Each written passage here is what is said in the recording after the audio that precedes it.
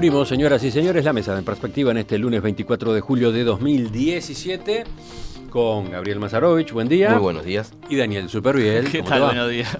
¿De qué te reís? Nada, del cúmulos lluviosos. Y con dos invitados. Cristian Mirza, que ha estado varias veces en los últimos meses. Buen día, Cristian. ¿Qué tal? Buen día, un gusto. Y Mónica Botero, que ha estado pero poco.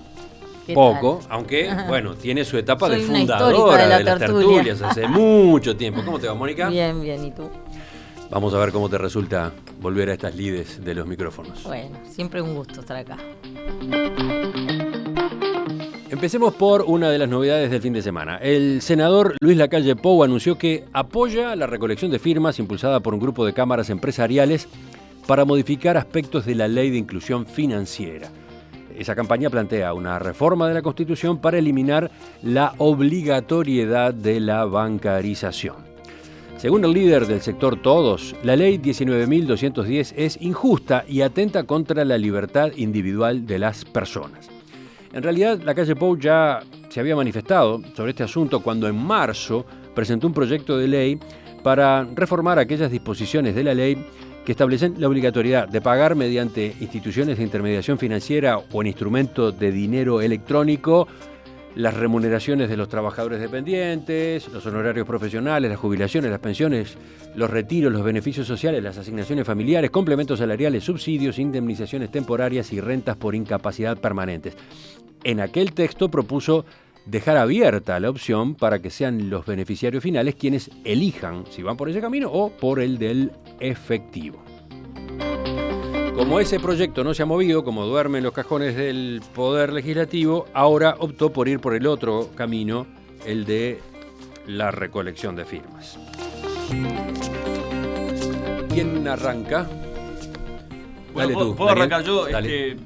hacer un panorama. Yo creo que en esta posición de Lacalle Pou se marcan más o menos tres aristas que podemos debatir cada una de las tres. Una es la llegada de la modernización financiera al Uruguay y la fricción que eso genera con determinados sectores de la población y lugares alejados a donde la tecnología no ha llegado como debería llegar, producto de que todo esto es un proceso que lleva su tiempo.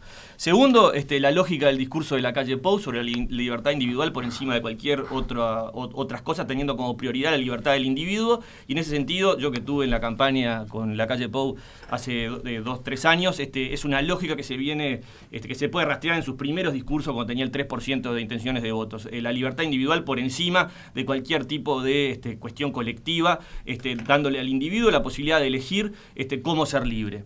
En ese sentido veo una coherencia perfecta en lo que es el razonamiento de Lacalle Pou. Y una tercera es más bien política coyuntural, que tiene que ver con la pregunta que vos le hiciste a Danilo Astori en Telemundo, cuando le preguntaste cuál es la agenda de este gobierno, y Danilo Astori dice la inclusión financiera, ¿no? Poniéndole todas las baterías de lo que es la gestión de este gobierno. La pregunta venía a propósito de un debate que hay dentro del propio Frente Amplio sobre si a este gobierno, al tercero del Frente Amplio, no se le agotó la agenda. Bueno, Astori mencionaba como uno de los puntos de esa agenda la inclusión financiera y le daba un lugar destacado, ¿no? Y 2 puntos más. Y en ese sentido, hoy lo decía de mañana Lacalle Pou, acá de mañana, Lacalle Pou es uno de los políticos que recorre el país incansablemente de atrás para adelante, lo peina para todos lados, y es una realidad que no tenés que ser Lacalle Pou ni Mujica, que también recorre, para darte cuenta que en las localidades más chicas y más alejadas del Uruguay, esto representa un problema para la cotidianeidad de la vida de la población ahí.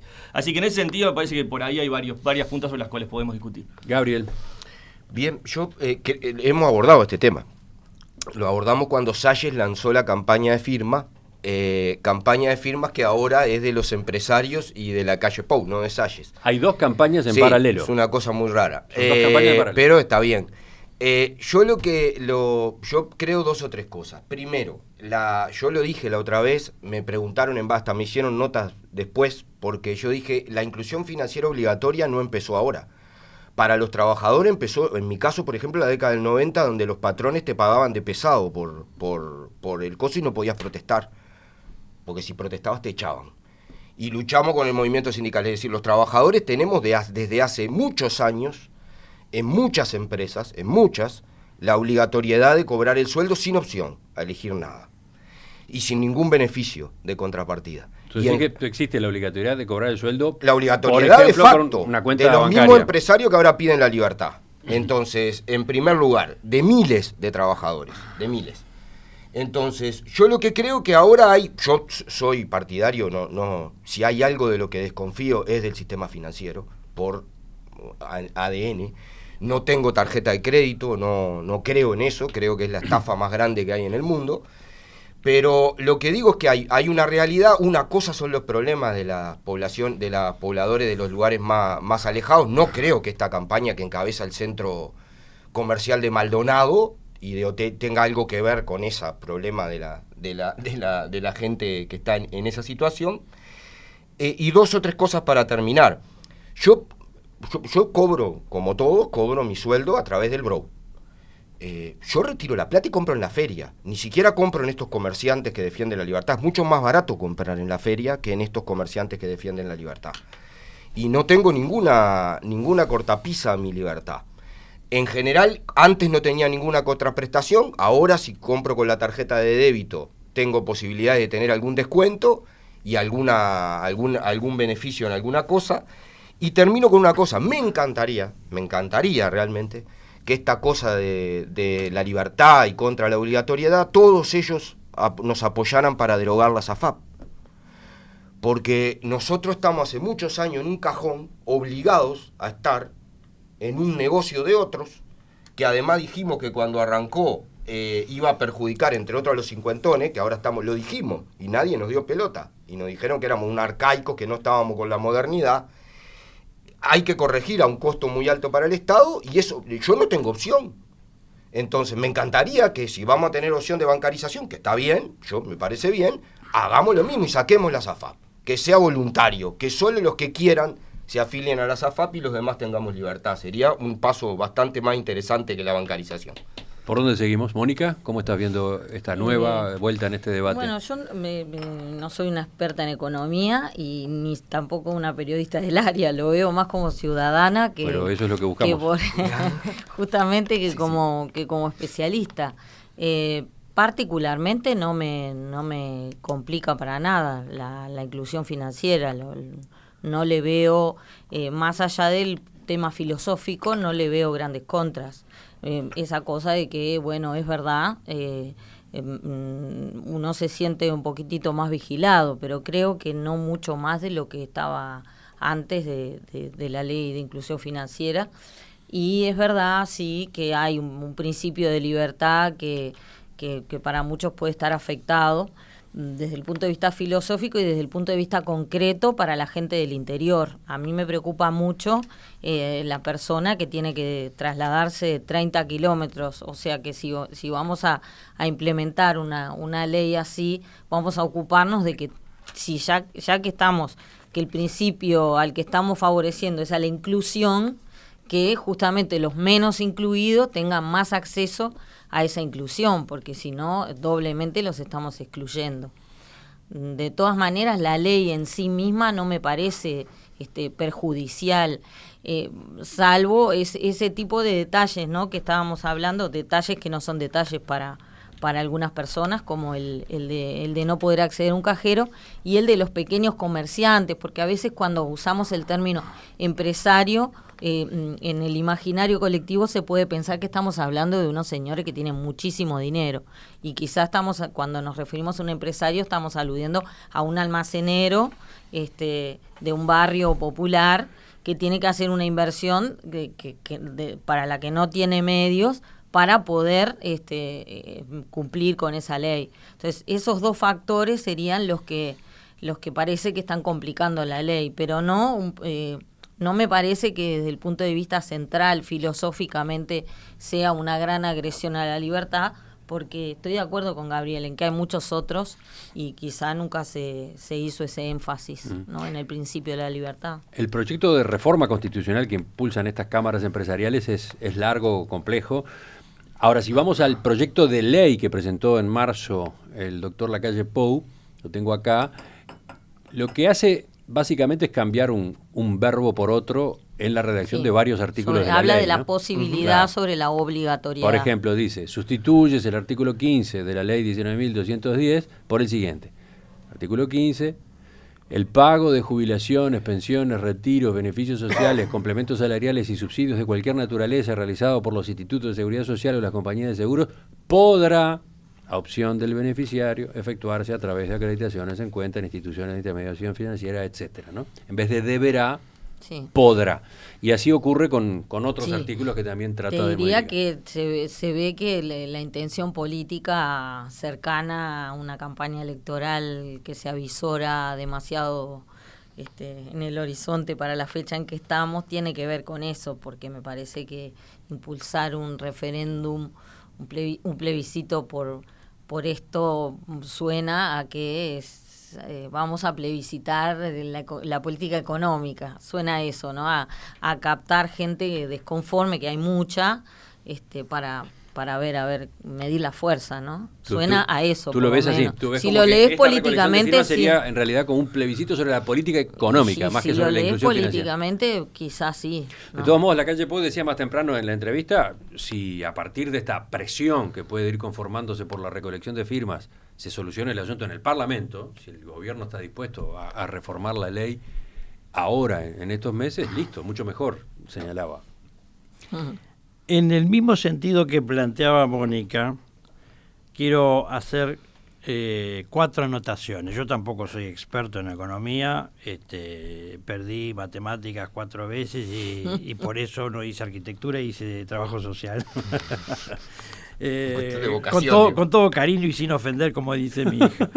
En primer lugar, toda iniciativa plebiscitaria es bienvenida, no importa el tema, es una cuestión de reafirmación del ejercicio democrático, y las consultas populares siempre son saludables, y nuestro país ha tenido una experiencia vasta en este sentido. En segundo lugar, la iniciativa, o mejor dicho, el sumarse a la campaña de recolección de firmas por parte de la calle Pou parece, como dijera Mónica, y lo subrayo, un asunto más de oportunidad política que de convicciones. Yo no creo en absoluto que esta ley de inclusión financiera lesione ni gravemente, ni tampoco en forma moderada, la libertad de los ciudadanos y ciudadanas uruguayos. Me parece un dislate extremar el fundamento filosófico en ese sentido. En tercer lugar, en Europa, la Unión Europea y muchos de sus países integrantes, más allá de sus conflictivas actuales en términos de divorcios de algunos de sus componentes, está pensando en un plazo de 10 años quitar de circulación la moneda papel y la moneda metálica, es decir, pasar enteramente a un sistema electrónico, de manejo del dinero electrónico. Es decir, que oponerse parece ser una actitud a contracorriente de la modernización en distintos planos. La tendencia está claro que va para ahí. Sí, el planteo es si debe ser obligatorio o no en este momento en el Uruguay, ¿no? Emiliano, sigo con el cuarto punto, que tiene que ver con otro tema, que es la reestructura del Banco República, del BROW, y su N cantidad de bocas y oficinas abiertas en todo el país. Al venir aquí estaba justamente escuchando al secretario general, creo que es de AEU, no sé si de Banca Oficial o de AEU, en el sentido de si el BROW efectivamente quiere ser más eficiente y modernizarse, tiene que ir a la par de esta política inclusiva desde el punto de vista financiero, para abrir oficinas pequeñas, ágiles y adaptadas a esos lugares recónditos en donde efectivamente otros u otras empresas transnacionales o nacionales de operaciones financieras electrónicas no les interesa o no les es rentable. Entonces ahí hay un aspecto que hay que trabajar. En cuarto lugar, yo en la segunda participación voy a hacer un relato de una experiencia personal que tuve hace 15 días en ocasión de una visita que hice con mi familia a las termas del Daymán, en donde esta cuestión, precisamente, de la imposibilidad, en ese caso, de usar cualquier tipo de tarjeta, realmente era un dislate en un centro turístico de carácter internacional, en donde solamente se aceptaba efectivo. Pero voy a hacer el relato en la segunda vuelta.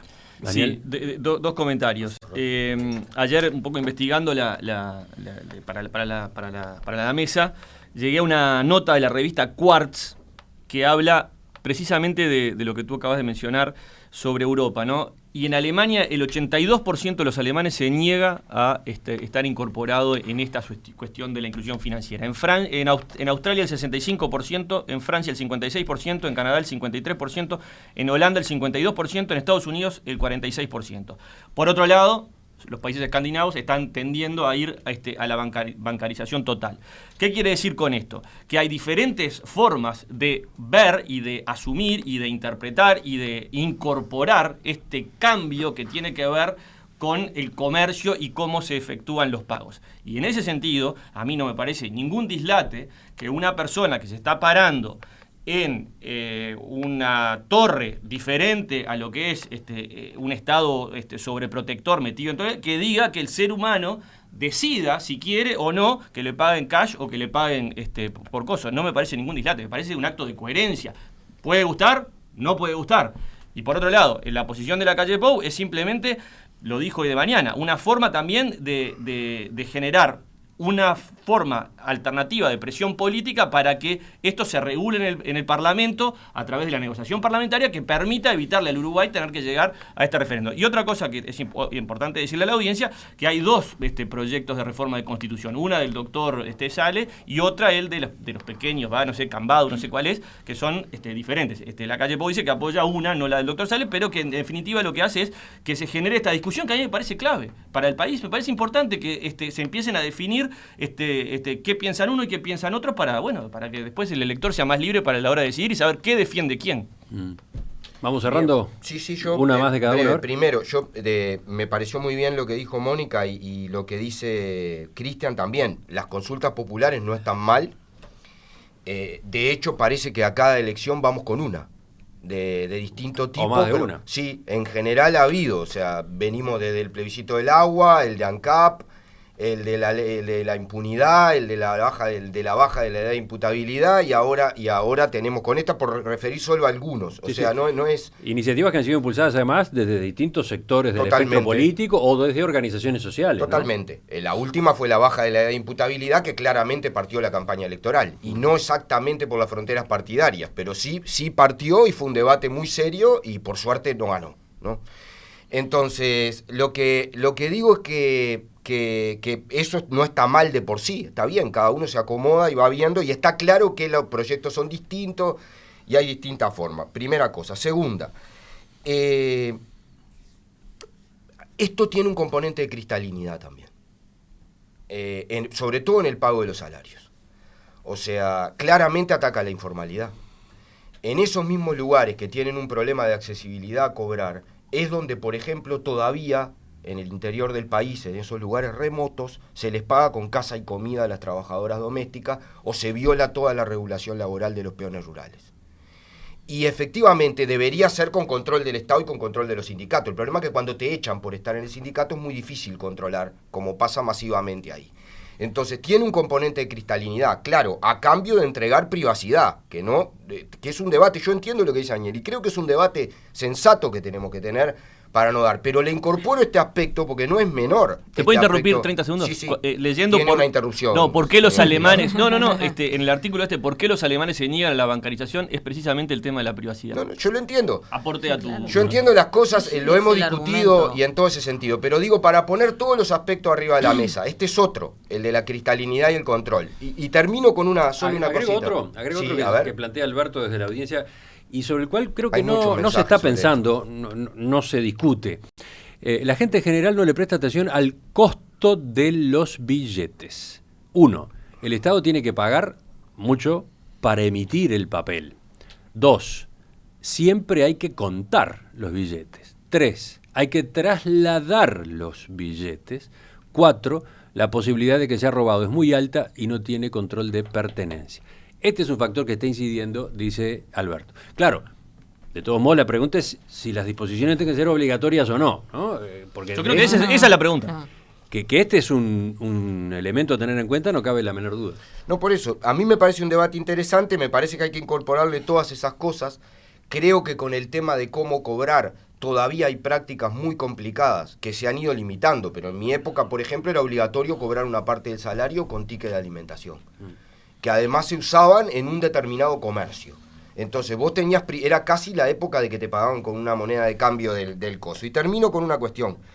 Yo creo que ahí hay un problema contradictorio en el discurso y en la práctica del gobierno. Tú hiciste una entrevista muy interesante sobre la reestructura del Brou y cómo el Brou empezaba a competir en un negocio en el cual era ajeno y que estaba todo en manos privadas y que se estaba metiendo. Pero me parece además uno de los componentes más importantes saber que parte de esto, porque acá está en juego una masa muy grande de dinero que manejan los bancos, ¿no? Tampoco vamos a creer que no, que la manejan, se la entregás y si es obligatorio mucho más. No es menor que una parte muy importante la maneja el Brou. Ahora, no puedes cerrar sucursales si haces eso. O sea, tenés que... Hay un aspecto contradictorio ahí que también es así, o sea, me parece que, le digo a Mónica, pero me parece que hay que reconocerlo. Claro, todo el tiempo se están anunciando reducciones de sucursales y automatización bancaria cuando estamos tratando de incluir a personas que no tienen una práctica en el ejercicio bancario y se está dando una serie de conflictos justamente con esa gente a la que se quiere incluir.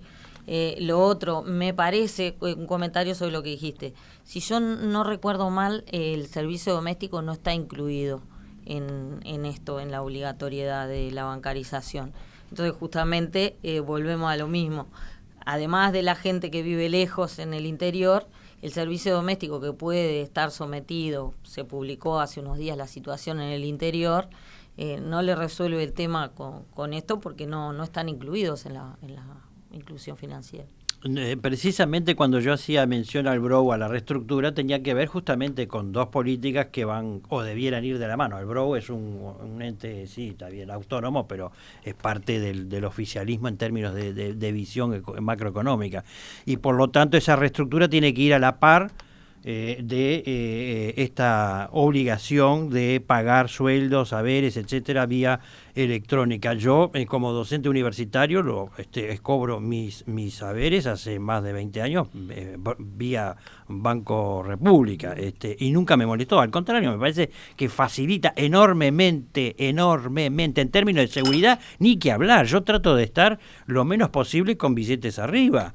Y lo que dice el oyente me parece muy, muy sensato. En segundo lugar, cualquier comerciante tiene un poste. No es un problema de costos o de inaccesibilidad, por favor. Muchos sostienen que sí. Pero por favor, el kiosquero que está en la esquina de la facultad, la kiosquera que tiene un kiosco realmente modesto, pero bien puesto, maneja sin ningún problema el término de la transacción electrónica. En tercer lugar, yo estuve en Termas del Daymán. No voy a decir en qué hotel, obviamente. Bueno, después del micrófono lo va a decir. Pero ese hotel no aceptaba ninguna tarjeta de crédito, ninguna tarjeta de débito. Y llego de madrugada y tenía que pagar anticipadamente la estancia de 3 noches y obviamente no tenía posibilidades de hacerlo en ese momento, a la 1:30 de la madrugada, después de un larguísimo viaje bajo lluvia y tormenta. En el fin de semana resulta que el único cajero, y es una crítica que le hago al Brou, aquí lo señalo, el Brou, el único cajero que existe, que está en la terminalita de Termas del Daymán, dice, no hay dinero, no estamos dispensando dinero. De manera que es una contradicción. O sea que lo que yo estoy afirmando es, bueno, pónganse las pilas, porque me parece correcta la aplicación de la ley, pero el Brou tiene que ofrecer, porque si no, en mi caso estaba atado a irme hasta la ciudad del Salto, cosa que no me molesta en absoluto, pero en un centro turístico internacional, no aceptar tarjetas de crédito ni de débito es un despropósito. Y varios mensajes de oyentes con historias parecidas, ¿no? Sí, Para la mayoría de los uruguayos, en la capital, la realidad del país profundo es tan desconocida como la de Islandia, dice quien manda este mensaje. Yo tengo una pequeña empresa ganadera y el establecimiento se encuentra a 100 kilómetros de Rivera y 70 de Bichadero. Para que mi funcionario cobre su sueldo, tiene que hacer 20 kilómetros a caballo y luego esperar un ómnibus para hacer otros 50 kilómetros mínimo. Todo eso, ida y vuelta, para cobrar lo que hoy recibe en la mano. De ese tipo de situaciones es que se está hablando en esta discusión. Y otros oyentes aportan tendencias que están planteadas en el mundo, ¿no? Alberto insiste, ya hay decenas de bancos completamente digitales, bancos sin sucursales. Esa es una tendencia difícil de parar y se viene, señala. Otros mencionan la experiencia de China, que hemos conocido a través de Hanna Rodríguez Hertz y su aterrizaje allá. En China, ya el tema ya no son las tarjetas de débito ni de crédito, porque esa tecnología también empieza a ser obsoleta. Exactamente. Todo se resuelve con el celular y básicamente con una aplicación que es WeChat, que es una especie de WhatsApp. Bueno, con WeChat se paga todo en China y no hay plata. Cada vez se usa menos dinero en efectivo, nada menos que en un país gigante como... Ahorrarían algo en billetes, me imagino, ¿no? Bueno, ¿qué te parece? ¿Qué te parece? No se imaginan la cantidad de mensajes que llegaron desde la audiencia a propósito de este primer tema, ¿no? De todos los Tremendo. días. Es un tema efectivamente de- un asunto muy sensible, ¿no? Claro. Desde todo punto de vista, ojo, porque los mensajes están a favor y en contra, ¿no? Pero cada uno cuenta su experiencia, cada uno trae antecedentes, cada uno tiene su aporte, cada uno está sensibilizado, ¿no? Por ejemplo, Fabián dice, la ley cae según la zona donde vives. Yo en Piedras Blancas hace años que solo tengo un cajero del Banco República. La mayoría de almacenes y locales no tienen débito. Hubo veces que yo he tenido que ir un sábado a la Unión a sacar plata de un cajero. Ahora está el problema de que te da un mínimo de 500, que en mi zona muchas veces también hace mucho. problemas por eso. Si tengo que ir a una gran superficie a cambiar el billete en una compra, aún así la cajera te pide si no tenés más chico, dice Fabián. Es verdad, es la contradicción, tenés que dar instrumentos, es absolutamente cierto, es uno de los problemas, claro, que hay que hacer.